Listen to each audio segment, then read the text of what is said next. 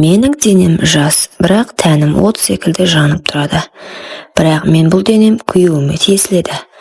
Әкемдей көрген адамның арам ойына тап болам деп кім ойлаған? Ол қайын атам, бірақ түрі жас көрінеді. Аула сыпырып жүргенде көз қиығымен қарап қалатын кездерімде болатын. Ұялып тұратын, бірақ шындық сол. Мен оның еркектік иісін сезетімін. Бір күні күйеуім түнгі жұмысқа кеткен. Мен ішкеме жүредім, ұйықтауға дайындалып. Бөлменің жарығы өшік тұр, терезеден ай түсіп тұр. Сол сәтте есік сықырлады.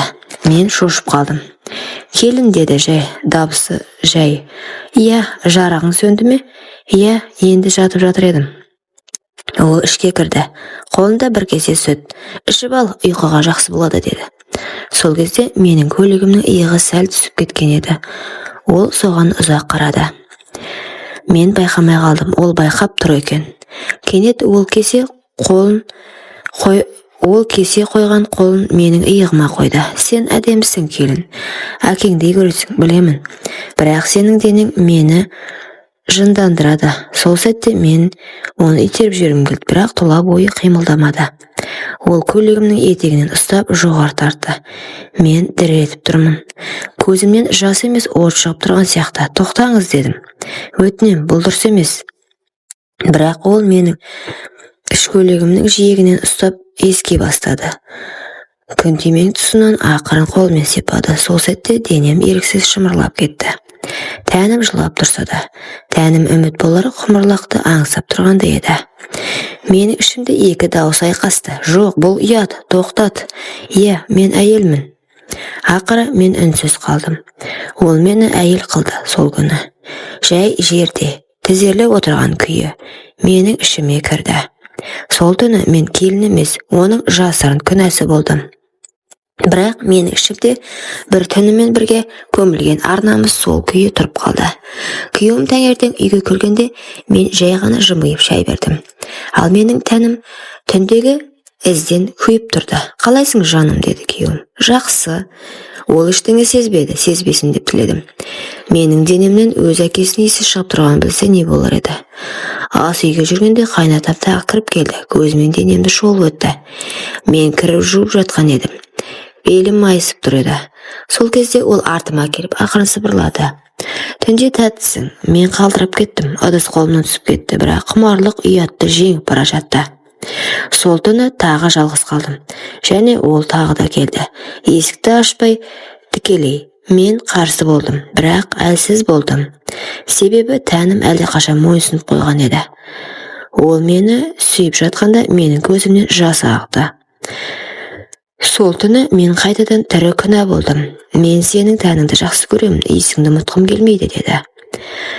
Мен өз еркіммен берілдім. Иә, сол түні мен өзімді жек көріп, оның төсіне басымды қойып жатып ұйықтап қалдым. Түнде әйел болам, таңертең келін болам. Бірақ мен кіммін шын мәнінде? Менің тәнім оның иісіне үйреніп алды. Жаным жек көріп, бірақ төсегін қайта сағына бастады. Кеше тағы келді, түн ортасы.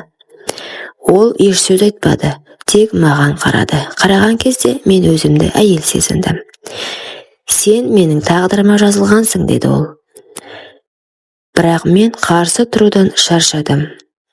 Жаныма өрт түсіп, көзімнен жас ақты. Бірақ ол жас еріксіз ләззаттың жасы еді. Сол түні тағы да менің ішіме кірді. Бірнеше секундта біз бірге демалғандай болдық. Сол кезде ішімде бір діріл сезілді. Баяу, елеусіз. Бірақ мен бір нәрсе дұрыс емес екенін сездім. Менің ішімде бір өмір басталып кеткен жүрегім біліп тұрды. Күйеуім соңғы күндер маған күмәнмен қарай бастайды. Тәбетің жоқ, жылайсың, түнде шошып оянасың. Не болды жаным? Бірден айтшы, деді. Мен үндемедім, басымды иіп жай құйып отырдым.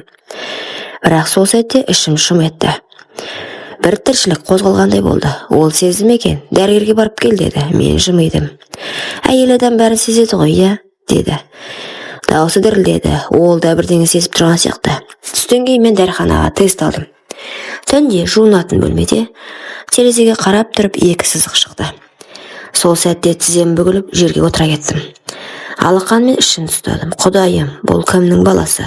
Сол түні қайнатам үйге ерте келді, түн ортасы. Ол кіріп келді, бірден байқады. Бұл не? Мен жүктімін. Ол үнсіз қалды бірнеше секунд. Сосын баяу келіп тізерлеп отырды. Қолын ішіме қойды, бірақ ішім ауырды. Және бұл баланың кімнен екенін енді ешкімге дәлелдей алмаймын.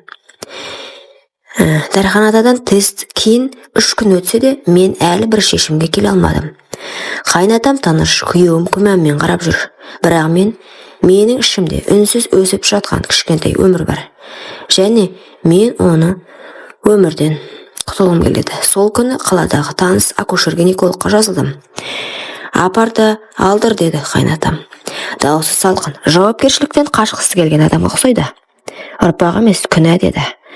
Жолға шықтым, жол бойы жүрегім ат-шат болып тұрды. Ауруханаға барып тексеруге бардым. Дәрігер УЗИ аппаратымен қарап отырды да бірден тоқтады. Қанша апталық дедіңіз? 7-8. Бұл 16 апталық, 4 ай. Не? Бұл баланы енді алдыруға болмайды. Заң жүзінде медицинада. Сол сәтте менің алдымнан бүкіл өткен күндерім жүгіріп өтті. Кеш қалғанымды сол кезде ғана толық түсіндім. Аурухананың есігінен шыққанда тынысым тарылып, аспан төңкеріліп кеткендей болды.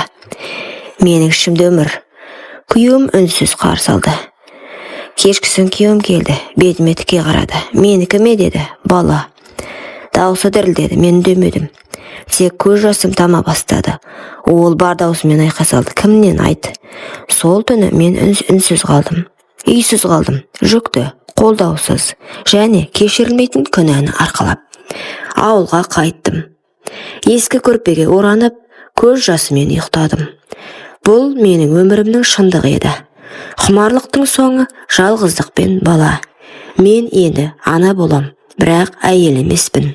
Мен күнәнің көлеңкесінде қалған келінмін.